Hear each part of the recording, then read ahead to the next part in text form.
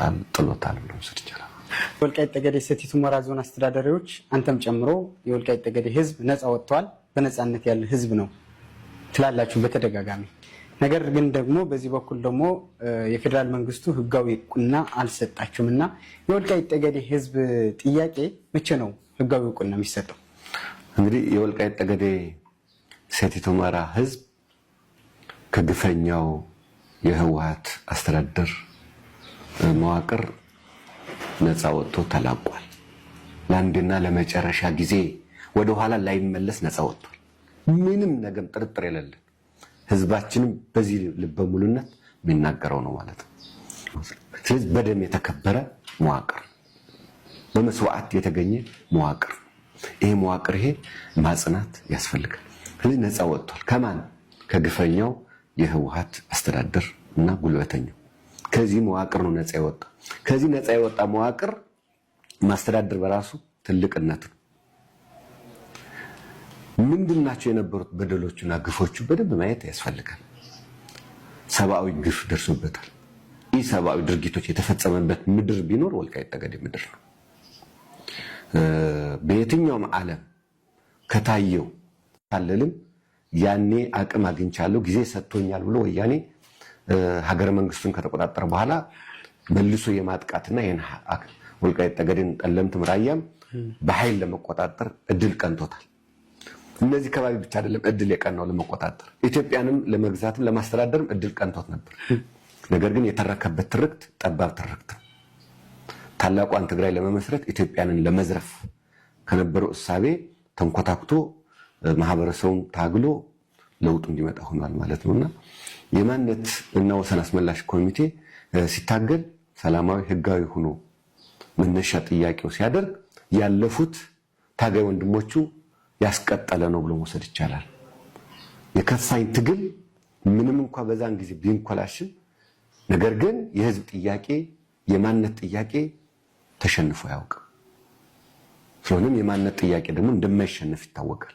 መሰረቱ ህዝባዊ ነው። ኮዙ የህዝብ ጥያቄ ስለሆነ ያዳፈኑት ቢመስላቸው ነገር ግን አልተዳፈነም፣ እየጠራ ወጣ። ሰላማዊ ህጋዊ በሆነ በጻፉት ህገ መንግስት ማሸነፍ ይቻላል ብሎ ኮሚቴው ሲነሳ አማራ ነን እንጂ አማራ እንደሆነ አላለም። ሲጀመር ራሱ አማራ ለመሆን አይደለም አማራ ነን የሚለው ማንም አማራነት ሰጭም ለሽም የለው።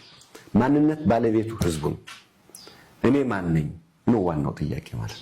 እኔ ማን ነኝ ስል እኔ አማራ ነኝ። አማራ ስል በታሪክ በስነ ልቦና በባህል በጂኦግራፊ አስተዳደር ወስደን ብንመለከተው ስንቱ አርጎ የሚያሳየን ወልቃይት ጠገዴ ህዝብ ጠለምት ህዝብ ፍጹም ጎንደሬ ነው። የጎንደሬ ባህል ነው ያለው። ጎንደሬ ደግሞ አማራ ነው። አማራ ደግሞ ኢትዮጵያ ነው። ስለዚህ መነሻዎች አሉት።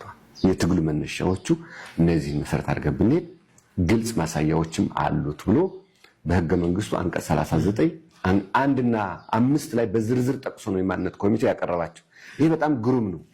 ሰላማዊ ሆኖ መጠየቅ እና ያኔ በድቅድቅ ጨለማው እንዴት ወያኔም ታሸንፉታላችሁ ብለው እኮ ለኮሚቴው ውስጥ ጠይቋቸው ነበር።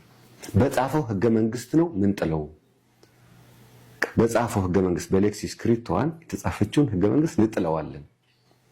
ስለዚህ ወያኔ ተማሪም ተፈታኝም ይሆናል።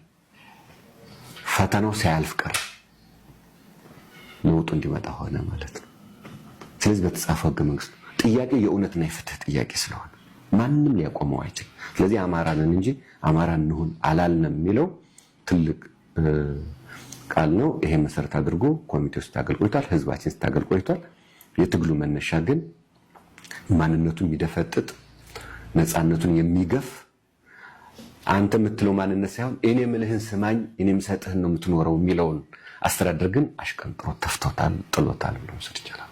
ወልቃይት ጠገዴ ሰቲት ሁመራ ዞን አስተዳዳሪዎች አንተም ጨምሮ የወልቃይት ጠገዴ ህዝብ ነፃ ወጥቷል፣ በነፃነት ያለ ህዝብ ነው ትላላችሁ በተደጋጋሚ። ነገር ግን ደግሞ በዚህ በኩል ደግሞ የፌደራል መንግስቱ ህጋዊ እውቅና አልሰጣችሁምና የወልቃይት ጠገዴ ህዝብ ጥያቄ መቼ ነው ህጋዊ እውቅና የሚሰጠው? እንግዲህ የወልቃይት ጠገዴ ሰቲት ሁመራ ህዝብ ከግፈኛው የህወሓት አስተዳደር መዋቅር ነፃ ወጥቶ ተላቋል። ለአንድና ለመጨረሻ ጊዜ ወደኋላ ላይመለስ ነፃ ወጥቷል።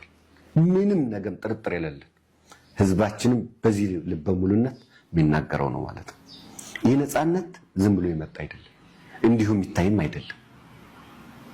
እልፍ አላፍ ወንድሞቹ ሙተውበት መስዋዕት ተከፍሎበት ነው የመጣው ማለት ነው። ስለዚህ በደም የተከበረ መዋቅር፣ በመስዋዕት የተገኘ መዋቅር፣ ይሄ መዋቅር ይሄ ማጽናት ያስፈልጋል።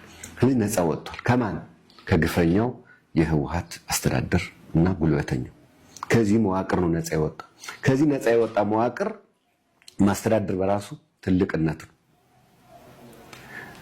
ምንድናቸው የነበሩት በደሎቹና ግፎቹ በደንብ ማየት ያስፈልጋል። ሰብአዊ ግፍ ደርሶበታል። ይህ ሰብአዊ ድርጊቶች የተፈጸመበት ምድር ቢኖር ወልቃይት ጠገዴ ምድር ነው። በየትኛውም ዓለም ከታየው የቅኝ ግዛት የቅኝ ገዢዎች ድርጊት ብንመለከት በወልቃይት ጠገዴ ላይ የሀገር ውስጥ ቅኝ ገዢ የፈጸመው ጥቁር ጣሊያን ነው ህወሓት። በነገራችን በደንብ ህዝባችንም መላው ኢትዮጵያን ማወቅ ያለበት የኢትዮጵያ ነቀርሳ ቢኖር ህወሓት ነው። ነጭ ፈረስ ነው። ስለዚህ ይሄ የሀገር ውስጥ ቅኝ ገዢ ነው።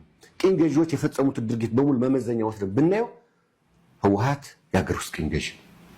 ቅኝ ገዢዎች ምን ያደርጋሉ? ያንተን ማንነት ነቅለው የራሳቸው የኔ የሚሉት ማንነት ለመትከል ነው የሚተጉት። ስለዚህ የወልቃይት ጠገዴ አማራን ነቅሎ እነሱ ያመጧቸውን የህወሓት ያመጣቸውን ሰፋሪዎች ለመትከል እልፍ አላፍ ግፍና በደል በማህበረሰባችን ላይ አድርሷል ብሎ መውሰድ ይቻላል።